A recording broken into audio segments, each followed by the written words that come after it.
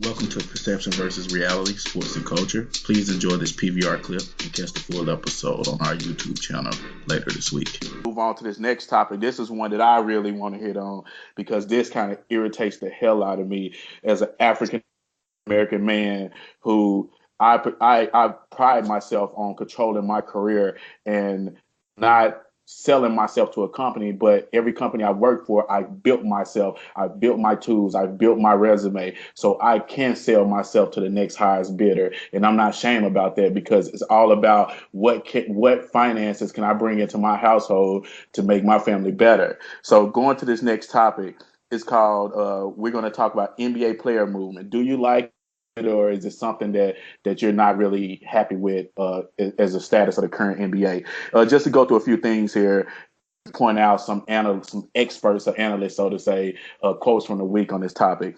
Jalen Rose on his show, Jalen and Jacoby, stated that he doesn't like it when players join teams and create super teams. He said when he was in the league, no one had friendships. You was ready to cut each other throat. You was ready to do whatever it would take to win. He said he hates the way the NBA currently is with the friendships and everybody buddy. Then you had Rob Parker on the Odd Couple with Chris Bouchard. He said he hates that players can join team and form super teams. He said they never did this in the past. This is something that's new. These millennials want to be friendly, want to join teams, want it easy. He absolutely hates it. And then you had uh, Charles Barkley, who said that Adam Silver should step in and pretty much block all trades like this, like the AD trade trying to go to a better team. And the last quote I would say is a little different point of view. Shannon Sharp. They had a couple of guests on the show and they were talking about how on Undisputed how this is a bad thing for the NBA and they feel bad for the teams. And then Shannon asked the guy, he said, "Do you feel bad for the players when they have their family in the location, they've been there, they're a staple in the community, and the team just trade them one day and don't even tell them? Do you feel bad for the players?" And the guy actually said, "No, I don't feel bad for the players." So it's kind of a double standard there to me, and I hate that double standard. I really do. I feel like players get a bad rap because they're doing what teams been doing for years. The Lakers had a super team. Detroit had a super team. The Bulls in the '90s had a super team. They formed those teams. They signed Tony Kukoc. They signed Dennis Rodman. They had Jordan and Pippen. The Lakers did it. The Lakers had Kobe and Shaq, but they also had Glenn Rice one year. They also went and got Karl Malone and Gary Payton at the end of their careers. So this has been going on for a long time. And what I see with this is that as long as teams are doing it, as long as white owners and white GMs or black GMs are trading these players and creating these super teams, everyone's okay with it. As soon as that young black man say, you know what, I want to control my career, it's an issue for everybody. Liam, I'm gonna start with you on this topic. Go ahead. Well, I will always start off with saying I was discussing this the other day with somebody because I teach history. When slavery ended, not all black people wanted to leave off the plantation. It was some people that It's true. stayed on the plantation. So some people, because they never seen it done, gonna always say, "Man, I hate this. It's bad," because it's never been done before. When Michael Jordan was coming up, players, people were like, "Man, I hate." They never saw it before. LeBron, they never saw it before. But I will say this though. Um, I think the only thing that I would want is I want players to compete a little more. As far as like I would love that if KD and LeBron had equal teams that they could compete and you can see who's better to a degree. Now in history, there hardly ever was equal teams. The Celtics and Lakers were pretty equal and they combated. Maybe the Lakers and now the Lakers with Kobe and Shaq, but it was different. They drafted or whatever. But you know, I do want them to compete a little bit more. And I think from that standpoint, as far as super teams like Karl Malone with the Lakers, I mean he was old. Those aren't super teams. Glenn Rice was old. He maybe was averaging maybe like 12 a game. He was old. Now this Golden State is different because you have shooters. It's a difference because you have guys that can score. All of them can score at like a 25 clip. Whereas like the Bulls, Rodman wasn't a scorer. So defensively, you still had a shot. Um, To whereas Golden State is just different. You just don't have a shot. Even when LeBron went to the Heat, you still had a shot because all of them wasn't the gifted shooters and just scorers like that. So it wasn't Yeah, like that. true. It was a super team, but it wasn't like an impossible super team. But I could feel a little bit what they're saying if it comes from a competitive standpoint. But as far as players, black players being able to, we yell about this in the NFL where the players don't have no rights. The players ain't got this. Now they got rights Yeah, in the NBA, and true. we We hate it. You're yeah, we absolutely right. so I don't get it. So I mean, if you can't have it both ways. If you want the players to have, if you want us to ever be able to accomplish the things that we need to accomplish in sports, as far as like controlling our contracts and player safety, player health, all those things. These are the things that must be done. Whether you like KD going to the Warriors, which you don't, or whatever, these things must be done to be able to get that power shift toward the African American players. So I don't. I think jealousy is part of it, and I think some guys just not off the plantation in mindset. Yeah, I agree with that. Go ahead, Neely. Yeah, I agree with a lot of Lim's sentiments on the topic. Again, like it's I think it's more touchy for again the African American male. I think the only reason there's attention on it is because it's African American males doing it in the NBA.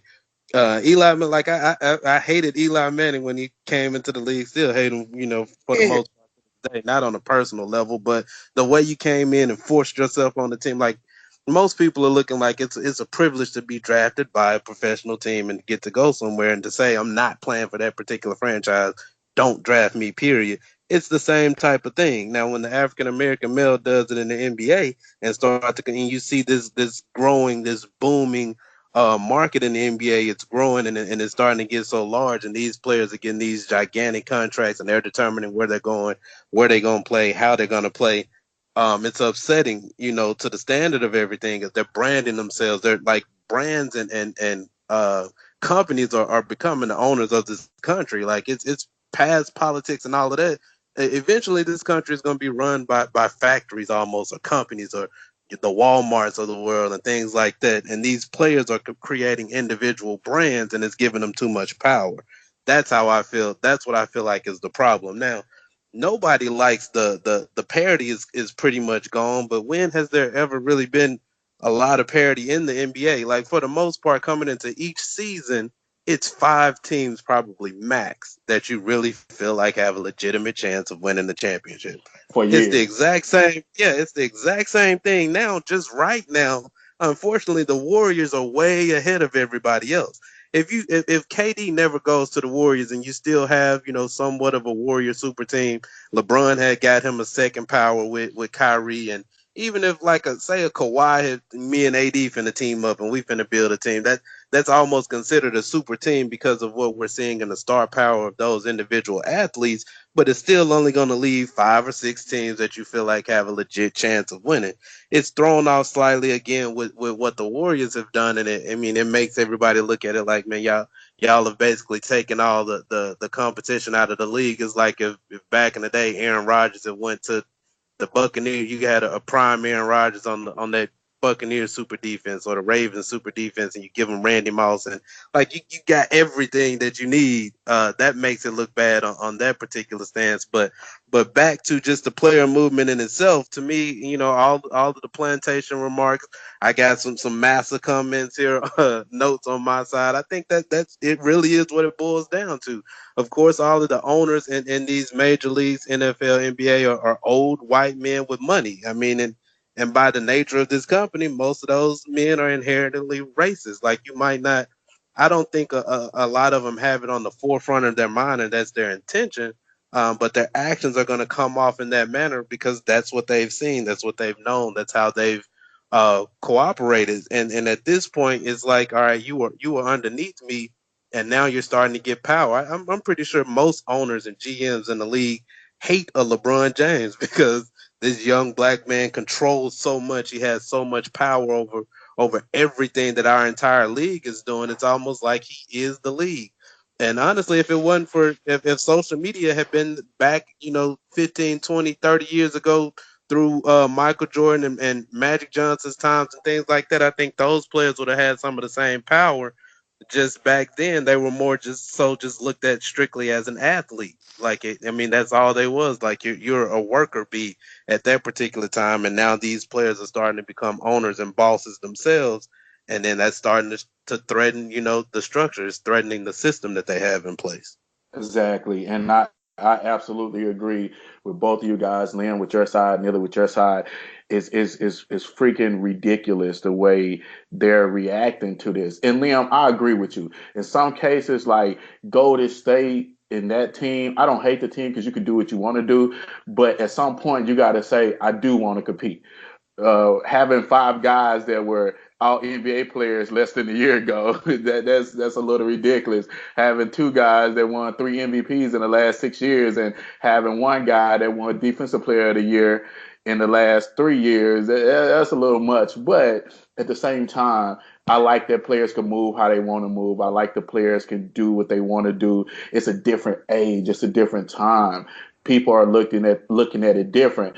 For example, this is the part of our podcast that brings in the culture side. Podcast is perception versus reality, sports and culture, because we're going to touch on these subjects. We're not going to shy away from them. And the way I look at it is like this: is that back in the day, those NBA players, those NFL players, they allowed teams to sign them to 20-year contracts for $1 million a year, the way Magic did or the way Jordan did. And luckily, they had sponsorships and endorsement deals outside of the NBA where they still made their money. But the players today, they're building wealth.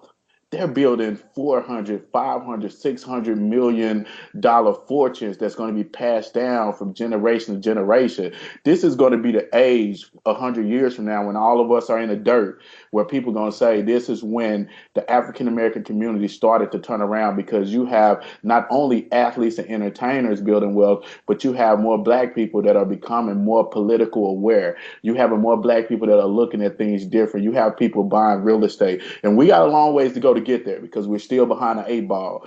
But we're starting to look at this thing different versus in the 80s and 90s when they were making six figures and $1 million contracts, and they were going. I saw with one football player, I can't think of his name. He made $2 million in a year, and he went and spent $400,000 on a gold chain. And that $2 million was before taxes, was before he had to pay his management team, was before he had to pay his agent, and all of that. So that's how they were thinking back then versus now. So it's just a whole different era. LeBron James is worth $700 million, and he's only made like $250 million in the NBA. Right. So it's just a different. And then I'm at, and the owners and people would say that it's bad, but let's think about this. This is the week of the Super Bowl, and the hottest topics have been AD movement. Yep, NBA. The player movement has changed. In the summer, in July, I'm thinking about free agency. Baseball is probably maybe it's down the list. I mean, yeah. Baseball is not even thought of. This player movement has not only has it just helped the players, but I don't see what the owners can complain about, because it has, basically boosted the NBA. The revenues are up every year for the last 4 years. Attendance is up. Everything is up. So, yep. I think it shows you the shift in power and how much that power dynamic actually plays into things. Because, like you said, your dollars are up. Like you made more money, Mr. Owner, and you just mad because this black man made more money also, or he controlled how he was going to make that particular money. Thank you for listening to the PVR Sports Podcast. Please subscribe to our YouTube channel to catch new episodes and PVR clips. Like our Facebook page and share with your friends if you enjoyed this podcast. As we say in the South, catch you later.